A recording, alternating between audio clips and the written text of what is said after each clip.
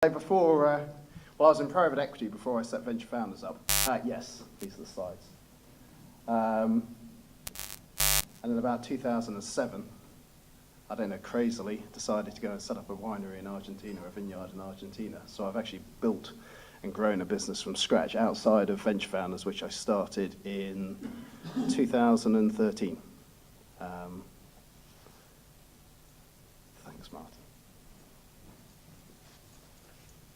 Thank you. So I have to apologise because my wife had another baby last week, and so I've actually been on paternity leave. In fact, I was supposed to be on paternity leave at the minute. So I haven't really gone into. My team have put these slides together, so I will apologise if I dwell on them for a few minutes. Yeah, and I didn't get much sleep last night either, so hopefully all this go fine. So yes, my name's James Codling. I'm the founder of Venture Founders. We are, in the broadest sense, an equity crowdfunding platform, but there's various reasons why we don't call ourselves a crowdfunding platform, which will become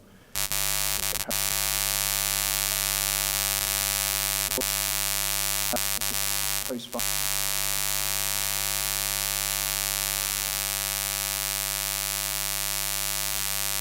We're a if you came to our website, I think it looked very similar to you to any.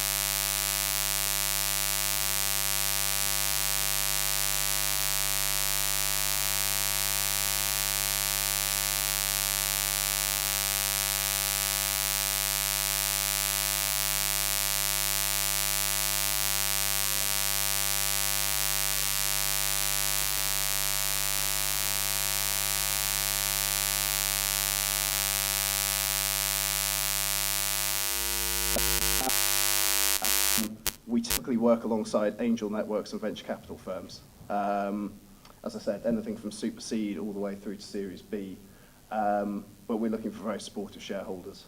The key difference between us and a lot of the other crowdfunding platforms is we are curated, so we only fundamentally put businesses up there that we've vetted, that we've done the due diligence on, that we've structured, that we agree that the valuation and all the other parameters of the deal make sense. And to do that, we have an investment team. All have got City private equity, venture capital, and mainly City experience. We also have a senior advisor panel, which I'll come on to talk about, and there's some quite well-known figures on our advisory panel. But we're really geared up.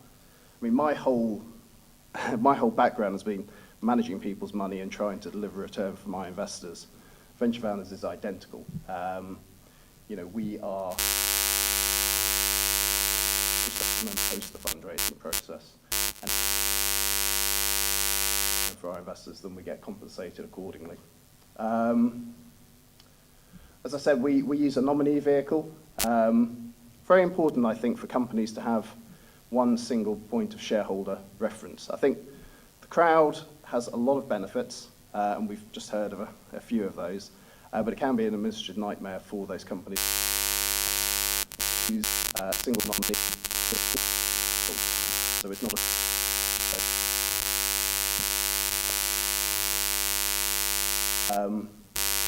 client money. One thing that was incredibly important to me when we set this up was that if we were going to close the deal, that we actually had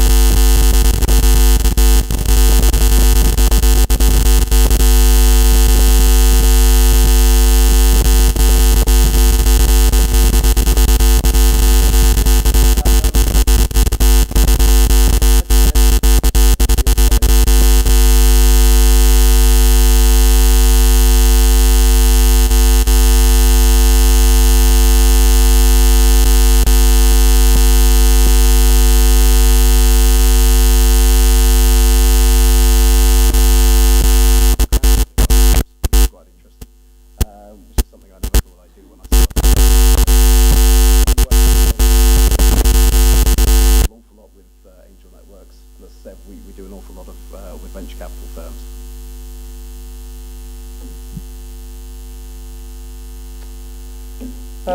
Few of our deals. I won't dwell on these too much. Some of the VCs that we've supported. Venture capital firms tend to like putting quite sizable chunks of money into investments, which we like. Quite often they're not prepared to do the full round though. And the theory when we set venture founders up was, look, is there a way that we can go in and co-invest alongside these guys, be an active but a less than proactive partner than they are, and provide meaningful chunks of capital to their round, and that's proven to be true. So we're doing a lot with Notion. We're starting to do quite a bit with Notion, MMC and Frog, and there's a few other VCs that we're starting to do some work with that you'll see their deals coming up in the next few weeks. So what we look for in a company. I think I'm going to talk to these. I think there's individual slides for these, but yes, there are. So we look for strong existing shareholder support. So a business that comes to venture founders may well come to us after it's gone through a seed, friends and family seed round. Then maybe it's taken on maybe a bit of crowdfunding, maybe it's taken on some angel investment. It's actually gone past that proof of concept stage, and it's now looking for real growth capital to take it to the next level. So as I said, we support fundraisers anywhere from really it's $1 million really to $5 million. The key thing that I always look for, and it's always stood me in good stead throughout my career, is looking for good and strong management teams. Fundamentally, at this stage of investing, it is more about the management than anything else, and their desires and drivers and motivations. We work very, very, very closely with those management teams, getting under the skin of what their business does, trying to understand it, trying to understand where we might be able to add value, and then really try to help those management teams throughout their fundraising and beyond. So I look for businesses that are innovative, disruptive. Quite often they use technology to enable that disruption. It doesn't have to be. We've done healthcare deals where the companies have got a disruptive product but not necessarily using technology to achieve it. But technology is one of the key enablers of disruption at the minute, and we're doing an awful lot of tech deals, although from a variety of tech sectors. So we look for proof of concept. As I said, it doesn't have to be revenue generating. The vast majority tend to do so. But certainly it would a company that would have secured either some kind of order or something that says to you within a very within a very short period of time, this company will be revenue generating. Look for companies that have the ability to scale, and certainly are not constrained in market size by that ability to scale. So we're looking for companies that are trying to take on quite established and quite well-known and significant markets. And importantly, and this is why I firmly believe in aligning ourselves with people who drive an exit agenda, is we're looking for companies that are going to make a return for investors. Every single financial services company on the planet is benchmarked on return. Crowdfunding is no different. And it will, at a certain point, probably 3-4 years down the line, be benchmarked on return to investors. And if you're not able to demonstrate return, then quite frankly, you shouldn't be in business. So that's what venture founders have been set up to achieve.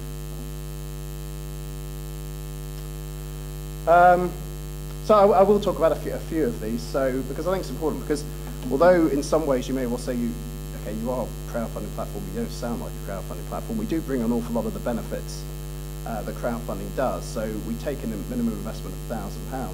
A lot of these businesses are B2B. In fact, all of these exclusively here are B2B. We're tending to do a lot more B2B than B2C deals. But I think irrespective of that, what we're able to do, we have Free Market here is a great example. It's a peer-to-peer currency exchange, typically targeted at high net worth individuals and SMEs. And we introduced them to, I can't remember how many investors it was, 28 or 30, all of whom are now clients.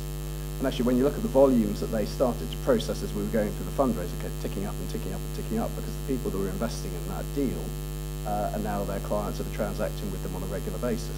So just as we were talking about Camden Brewery before and how wonderful it is that they get all these new supporter shareholders, it even works in the B2B space. Scooter, we introduced them to a number of retail investors through our portfolio who are now using their products directly in their businesses.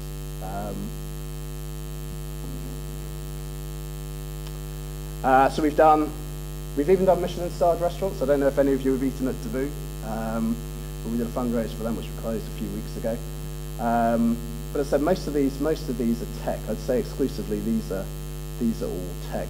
Eco Hydra is the only one that we really haven't done, which wasn't tech related.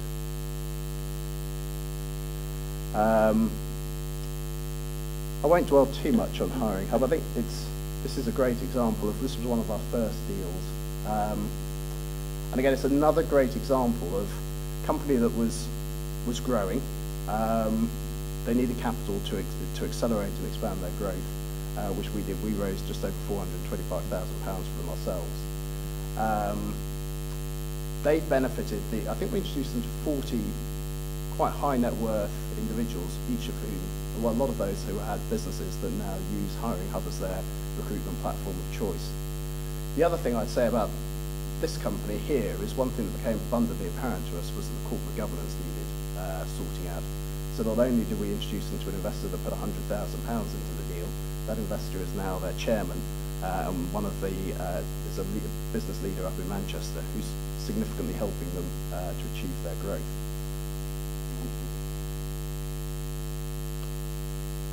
And that's it from me, and I'm very happy to take any questions. It's very interesting. Thank you. I'll kick off with one question and then throw it over to the floor. I was just thinking, from the perspective of an entrepreneur, that entrepreneur comes to you, how would you explain to raise money on a platform? Because I'm sort of thinking, I look at Crowdview, it's got a huge profile, Yep. They're raising money at very high valuations, so why would I come to you when you're trying to do some more due diligence and get a better valuation for the investors? I think, has there been a piece of business that I've actually competed against Crowdcube for? No. There isn't, actually, and I wouldn't typically go near a Crowdcube type deal. Crowdcube does very well for B2C. In fact, they are doing more B2B stuff, but they tend to work very well where they've got smaller shareholders who like the product or service that their company is offering. Where we win a lot of business is, as I said, from the angel networks and the venture capital community. The VCs, and certainly the later stage angel deals, they love the idea of the liquidity of the crowd, but they hate the idea of having the crowd, is generally my perception of it. The other thing that I get constant feedback on is frustration of people who are trying to raise money, who are talking to people within other platforms, and I won't name any names, where those people don't understand what those companies are going through and actually won't help them to achieve what they're trying to achieve. So I have a platform. I have a website, I have a nice shiny, wonderful service where people can click and go through and take them through that whole process. But actually that's about where the similarities end, because if I put a business up on my site, I sure as hell want to make sure it gets funded, otherwise I don't get any fees out of it. So my whole business model is about syndication, which is what I've always been in, and actually trying to help people, connect people with other people. So I know people who like investing in certain sectors. We tend to do more constructive, I suppose, round tables, where we get 10, 15 investors in a room with a company at any one time, which encourages debate. We start to build a book around it. Whereas I think a lot of the other platforms, will say, okay, come to us when you've got 2/3 of your raise done, and then we'll put it on the platform, and then we'll open it up. But that's not really helping them. That's okay, you're giving them a channel to go through, but you're not really adding any value to that process. And what I wanted to make sure with our platform is that whatever it was, whether it was through the investment process, completing the deal, or post-deal, that actually we were adding value to that process. And we turn down over 95% of stuff we see. I mean, it is that much. Yeah. But then again, I'm doing bigger raises, so our average raise is about, I think it's about 600,000 at the moment. So I'm doing fewer, but higher value. Anyone have a question?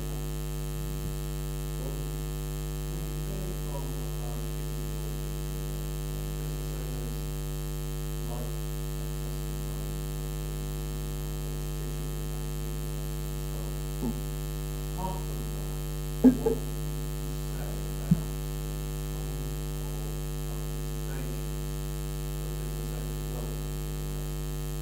Well, I think if you're, it's just like me and my business. I want to grow my business. I want to make it a success. There doesn't seem to be, in the UK we get a bit funny about it, but, I actively encourage people to take on investment that can actually help them and help them to grow. That's what we're trying to do. For an example, with someone like Camden, where they've got, it's buying a pint of beer, right? And it's word of mouth and getting people to recognise the brand and build it. It's very helpful to have a lot of small shareholders in that business who can become brand advocates. I think for our business, it's slightly, although we will do B2C, for us it's more about trying to introduce people to a more sophisticated crowd who may well be able to help them in other ways. So whether it's free market, whether it's hiring hub, whether it's Scooter, whatever it is, we're trying to add a value to them. It's not just about the capital. It's about, okay, this person works here. You should be thinking about possibly using that service. We've had that across the whole of the deals we've raised. But I think money's one part of it, but you'll never grow your business and make it massively successful unless you can leverage off other people and skills and experiences they can bring. I mean, just to be transparent, because we operate a nominee vehicle, we represent that chunk of capital. So if we put £500,000 into a business, they've got a £500,000 shareholder, which is one of our, which is venture founders, and we're actively working with that company post-deal, regularly. Yes. Well, corporate governance is incredibly important, and we won't touch a deal where the corporate governance is right. I mean, coincidentally, we're backing more deals with VCs and angel networks where actually corporate governance isn't an issue. There's a lot of deals where we look at where corporate governance clearly is an issue. We wouldn't do a deal unless there was proper corporate governance in place, proper reporting. Does that answer your question?